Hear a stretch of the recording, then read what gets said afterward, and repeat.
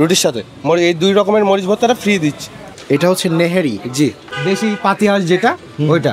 এটার পাশাপাশি আমরা এটার কালাভুনাও করি, এটা একটু পরে চালু হবে আমাদের কালাভুনাটা।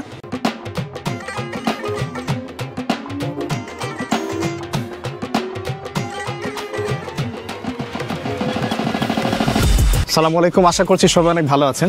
শীত কিন্তু আসবে একটা ভাইব অলরেডি তৈরি করেছে। এই মুহূর্তে আমি দাঁড়িয়ে আছি বগুড়াতে। আর বগুড়াতে আসার পরে দেখলাম বগুড়া জিয়া মেডিকেল হসপিটালের পাশে যে রোডটা আছে, এই রোডে দেখলাম যে বেশ কয়েকটা জায়গায় রাজশাহীর ঐতিহ্যবাহী কালাই রুটি বিক্রি করা হচ্ছে। বেশ কয়েকটাই দোকান আছে। তো আমার কাছে এই দোকানটা একটু খোলামেলা এবং দেখে মনে হলো যে পাশেই তারা তৈরি করছে, একদম গরম গরম খাওয়া যাবে, যার কারণে আমি এখানে দাঁড়ালাম।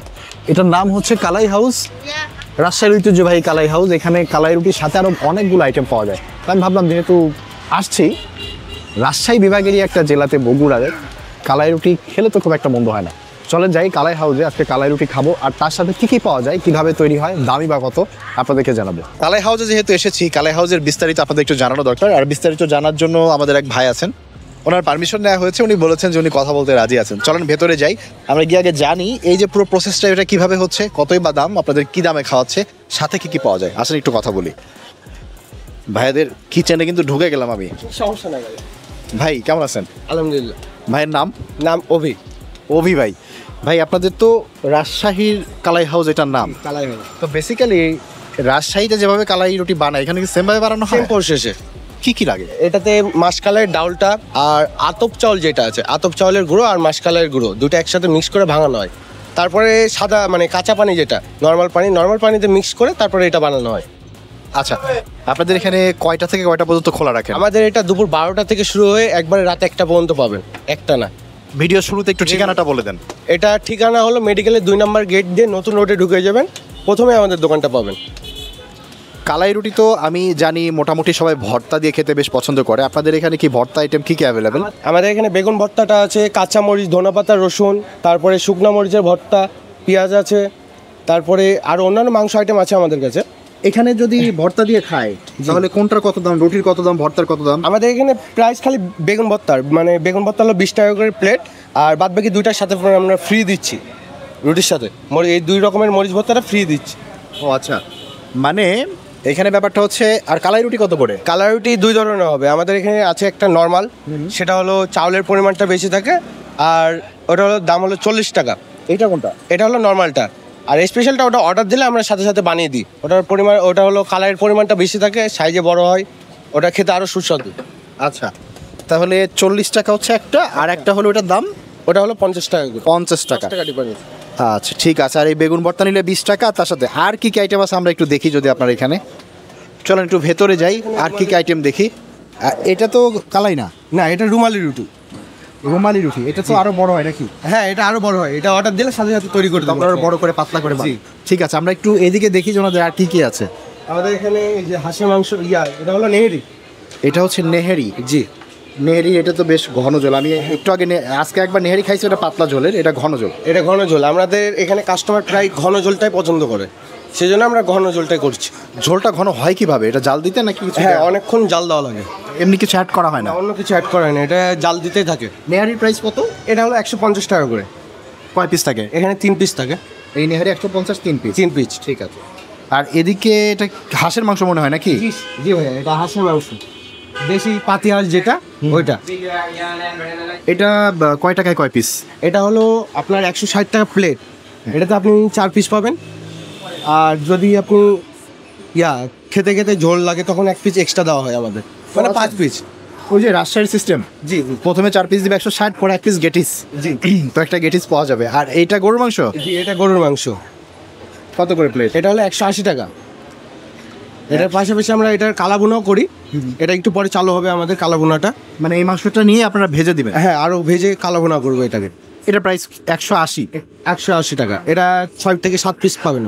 আচ্ছা, মানে পিসগুলো হচ্ছে এক বড় পিসও না, একদম ছোটও না, মিডিয়াম সাইজের পিস করা 6 পিস দিবে। 6 পিস 7 পিস গেটিস সহ 7 পিস।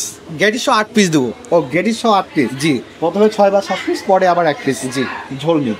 তো এইটা হচ্ছে আপনাদের মোটামুটি এখন আইটেম অ্যাভেলেবেল।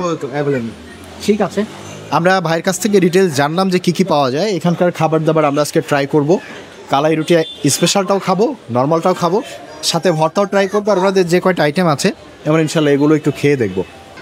দিবেন হচ্ছে স্পেশাল কালাই রুটি 2টা, নর্মাল কালাই রুটি 2টা, আপনাদের গরু একটা, হাঁস একটা, নিহারি একটা, আর ভর্তা তো যা আছে 2টা অবশ্যই। ঠিক আছে, ওকে। কালাই হাউসের খাবার দাবার আমাদের সামনে। এই যে কালাই রুটি দেখছেন, এটা 50 টাকা দাম, এটারও 50 টাকা দাম। এটা হচ্ছে আমাদের স্পেশাল কালাই রুটি।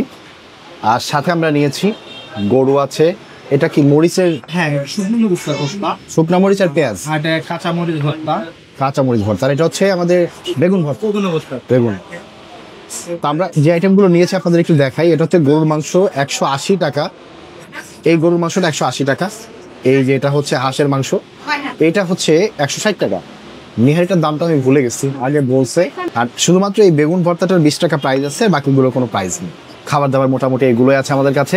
শুরু করব কালাই রুটি খাওয়া। আচ্ছা, আমি না রাজশাহী থেকে একবার খেয়েছিলাম, কিন্তু আমার না মনে নাই ওরা কত করে দাম নিত।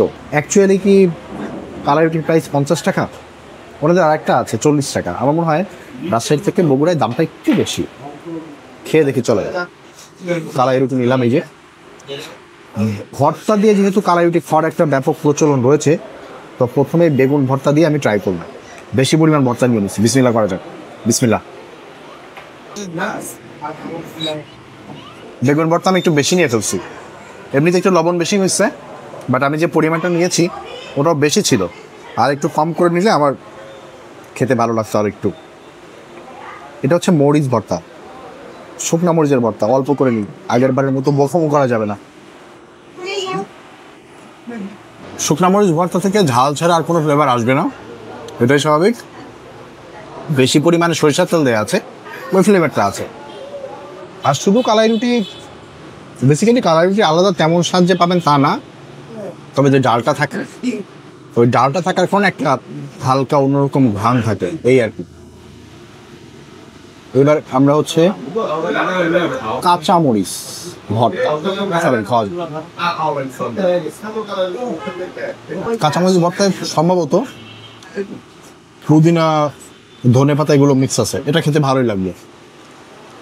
ভর্তা দিয়ে যদি এটা খাওয়ার প্রচলন আছে, তবে আমার কাছে না ভর্তা দিয়ে কালাই রুটি কখনোই খুব একটা সুস্বাদু মনে হয়নি। এখানেও তার ব্যতিক্রম না। এই ভর্তা দিয়ে যে একদম যে বাজে খেতে তা না, খাওয়া যায়, অনেকেই পছন্দ করে, কিন্তু এই ভর্তা দিয়ে খেতে অনেক টেস্টি, ব্যাপারটা কিন্তু এমন না। আমি মেইনলি ফোকাস করবো হাঁসের মাংস, নেহারি, এইগুলো দিয়ে একটু খেয়ে দেখি কালাই রুটির স্বাদটা কেমন। প্রথমে চলে যাবো নেহারিতে, নর্মালটা। ঠিক আছে, এটা একটাই থাক। এখানে আমরা কালাই রুটি দিয়ে নেহারির ঝোলটা আগে ট্রাই করি। ওনাদের ঝোলটা আবার বেশ গাঢ়। আমি এর আগে যেটা বগুড়াতে আগের বার যে নেহারি খেয়েছি, ওটা ঝোল ছিল পাতলা, এটা বেশ গাঢ়, খাওয়া যায়। ঝোল গাঢ় দেখে আমি যেটা সন্দেহ করছিলাম যে হয়তো কিছু মিক্স করে গাঢ় করা হয়েছে। তবে ঢাকায় যেরকম নেহারি খেলে আমি ওই আটার গন্ধ বা বিস্কিট একটা ফ্লেভার পাওয়া যায়, এটাতে ওটা পাইনি। এটাতে একটা ফ্লেভারই পেয়েছি। পেঁয়াজ খুব কড়া করে ভেজে ওনারা বেরেস্তার মতো করে এখানে দিয়েছে, সেটার একটা ঘ্রাণ আছে। একটু দেখি তো কেমন নরম। ও বাবা, তাও তো ছিটতে পারলাম না হাত দিয়ে। অবশেষে সফল হয়েছি। রকটা খেয়ে দেখি। এটা যে খারাপ তা কিন্তু না, তবে এতটাও নরম না।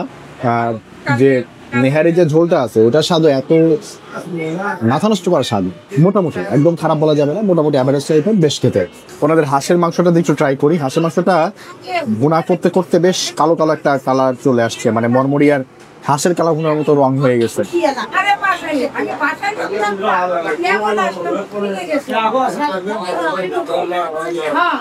হাঁসটা বেশ সেদ্ধ হয়েছে, নরমই আছে, খাওয়ার সময় ইজিলি খাওয়া যাচ্ছে।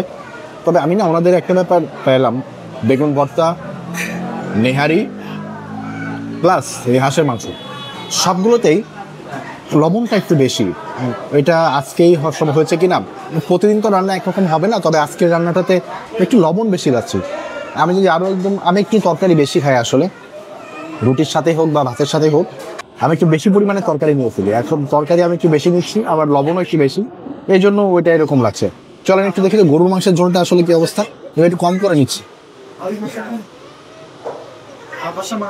গরুর মাংসের লবণ বেশি নেই, গরুর মাংসের লবণ ঠিকঠাক আছে। বেশ জিরার একটা ঘ্রাণ আছে, মানে জিরার গোড়া পরবর্তীতে ছিটাই দিলে যেরকম একটা ঘ্রাণ থাকে, এইভাবে ওইরকম একটা ঘ্রাণ রয়ে গেছে।